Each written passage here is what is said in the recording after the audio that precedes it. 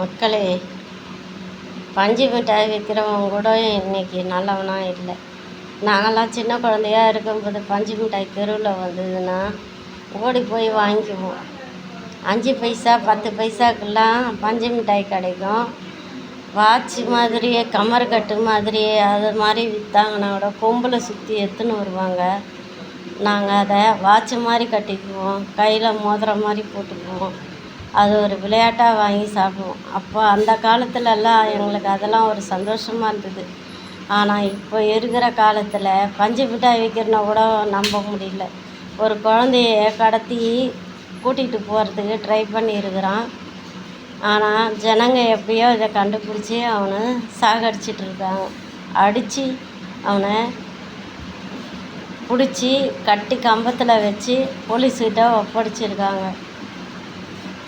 ஒரு வேளை இவங்க யாருக்குமே கிடைக்காம அந்த குழந்த அவன் கூட போயிட்டு இருந்தா அந்த குழந்தையோட நிலமை என்ன யோசித்து பாருங்கள்.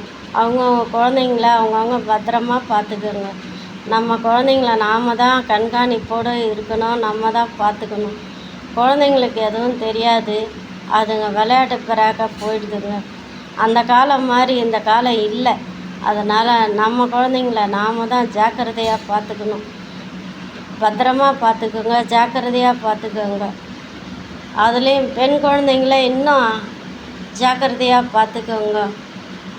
உறவுகளே, எல்லாருக்கும் உங்களுக்கு நான் சொல்கிற அறிவுரை இந்த அம்மா சொல்கிறேன், கேளுங்க.